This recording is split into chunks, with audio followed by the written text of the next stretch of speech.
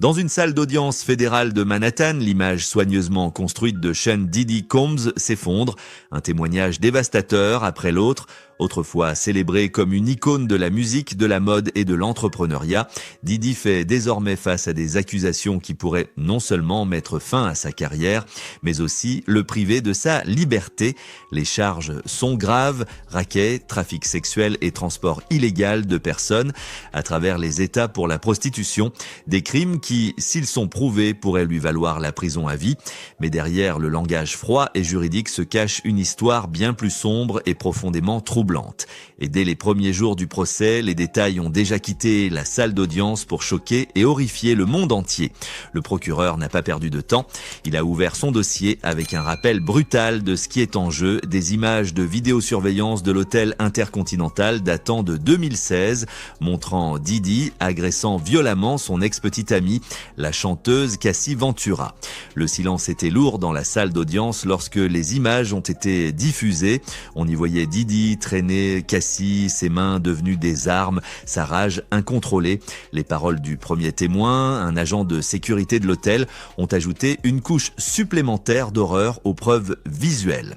Il a témoigné que Diddy non seulement hurlait sur Cassie, exigeant qu'elle ne parte pas, mais avait aussi tenté de le soudoyer pour acheter son silence, une offre qu'il affirme avoir refusée. Pourtant, l'équipe de défense de Diddy a riposté, soulignant des incohérences entre le témoignage de l'agent et son rapport initial écrit. Ils ont soutenu que l'argent proposé visait uniquement à couvrir les dégâts causés à l'hôtel et non à acheter son silence. Cet affrontement a donné le ton à ce qui est devenu l'un des procès de célébrités les plus explosifs de ces dernières années. Puis est venu le deuxième témoin. Et si la salle pensait avoir déjà entendu le pire, elle se trompait. Un homme identifié comme Daniel Philippe, un escorte affirmant avoir travaillé pour Cassie et Diddy, a pris la parole et livré un témoignage que beaucoup dans la salle ont eu du mal à entendre. Daniel a décrit ce que Diddy appelait soi-disant des freak-off sessions, des rencontres privées troublantes où Cassie était forcée d'avoir des relations sexuelles avec des inconnus pendant que Diddy observait, souvent caché dans un coin, parfois masqué, toujours en train d'enregistrer. Selon Daniel, ces sessions n'étaient pas seulement explicites, mais aussi dangereuses. Il a affirmé qu'elles duraient parfois jusqu'à 10 heures, voire plusieurs jours, sans aucune considération pour la sécurité ou le consentement.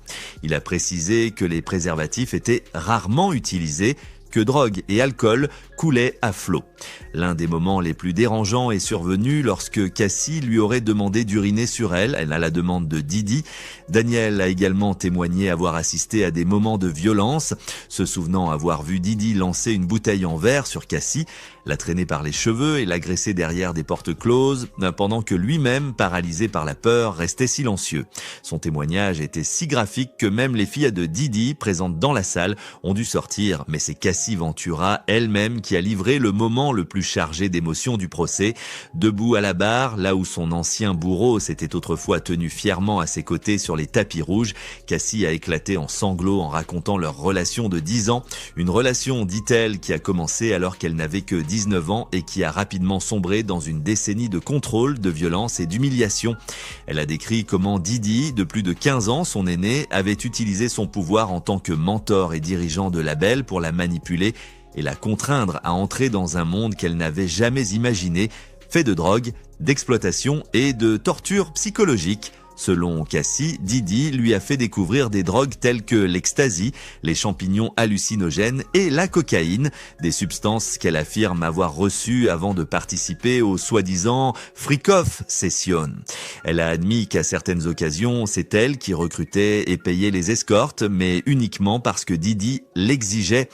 Elle craignait ses sautes d'humeur, sa colère et par-dessus tout sa violence. Elle vivait dans une peur constante, non seulement d'abus physiques, mais aussi de destruction professionnelle. Cassie a détaillé comment Diddy détenait des vidéos compromettantes d'elle, l'emprisonnant davantage dans sa toile de contrôle. Et elle n'était pas la seule. Cassie a témoigné que tout le personnel de Diddy était complice, des agents de voyage organisant les vols pour les prostituées, des gardes du corps appliquant ses règles et des employés fournissant les drogues. Ces soutiennent les procureurs, le socle même de l'entreprise criminelle dont Diddy est aujourd'hui accusé d'être à la tête. Dans les jours précédant le procès, le chanteur de R&B Al B. Sure a fait une déclaration publique stupéfiante. Dans une interview, il a affirmé que Diddy était derrière la crise médicale qui avait failli lui coûter la vie en 2022 lorsqu'il était tombé dans le coma et avait subi une défaillance multiviscérale. Il croit qu'il s'agissait d'une tentative orchestrée pour le faire taire et il se prépare désormais à raconter son histoire dans un prochain livre intitulé Do You Believe Me Now? Est-ce que tu me crois maintenant? Il a également insinué que Diddy pourrait être impliqué dans la mort mystérieuse de Kim Porter, ancienne compagne de Diddy, officiellement décédée d'une pneumonie. Beaucoup, dont Al B. Sure, remettent en question la version officielle depuis longtemps. Alors que les témoignages s'accumulent, la salle d'audience est devenue un théâtre d'images brisées et d'illusions détruites. L'équipe de défense de Diddy prépare ses contre-interrogatoires, mais le mal est peut-être déjà fait dans l'opinion publique.